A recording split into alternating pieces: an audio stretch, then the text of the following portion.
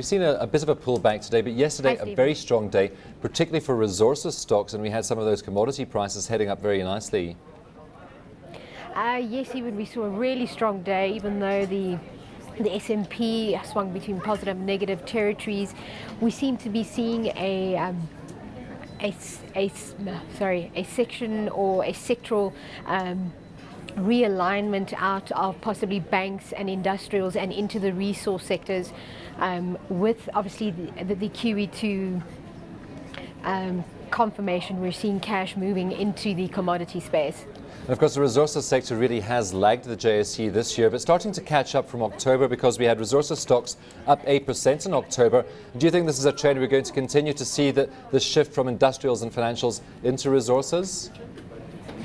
Stephen, I think there are going to be a couple of factors that are going to determine that, because we've seen the resource stocks really moving strongly, as you mentioned, over the last month.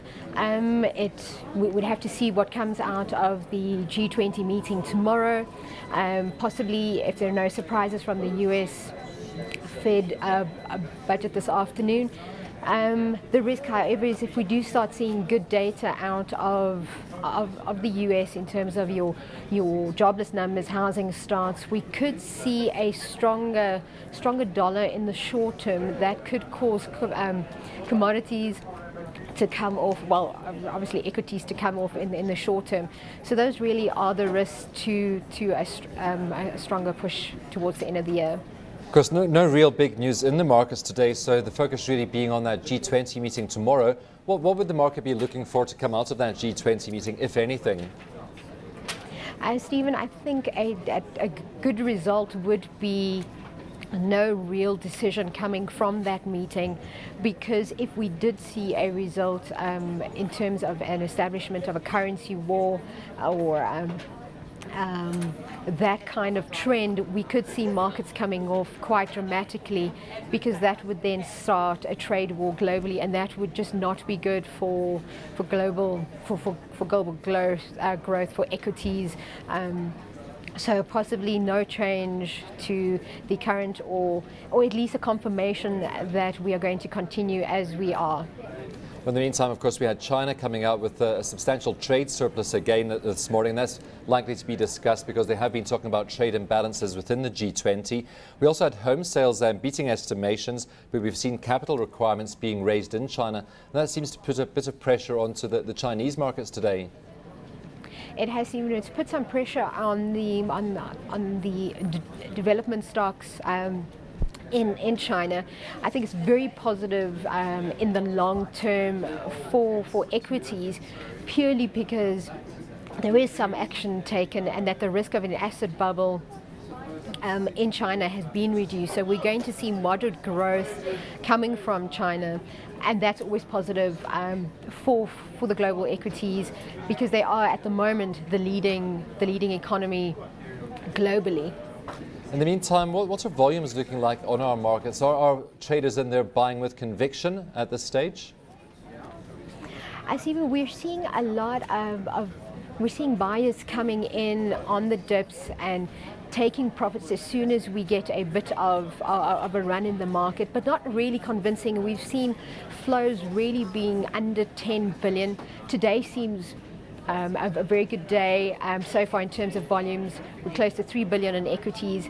Yesterday seemed to, obviously we had a big day, and we saw investors taking advantage on Friday. If you had bought at the dip, that you were going to take some profit, but a really good run in the market, and investors really waiting for the market, because it has run so hard and we are through that technical level of 28,000 on the Aussie 40, that any pullback is seen as a bit of an opportunity to nibble at stocks, hopefully catch it and then get out. So we're seeing a lot of intraday in intraday trading, or at least holding your position over 2 days. A few snippets of news out today on the JSE. We have Discovery out with an interim management statement, and really for the Prudential joint venture that it shares in the United Kingdom. And it looks like both PruProtect and Prudential Health both growing reasonably well given the current economic environment in the UK. Yes, Stephen, I think it's a very very good statement. Discovery has made some major changes, and they really are benefiting. However, I think it's a lot of it is in the price. We're seeing it obviously positive on the day, but not marginally. Not excessively higher. It has been a good good stock, and it has been performing well.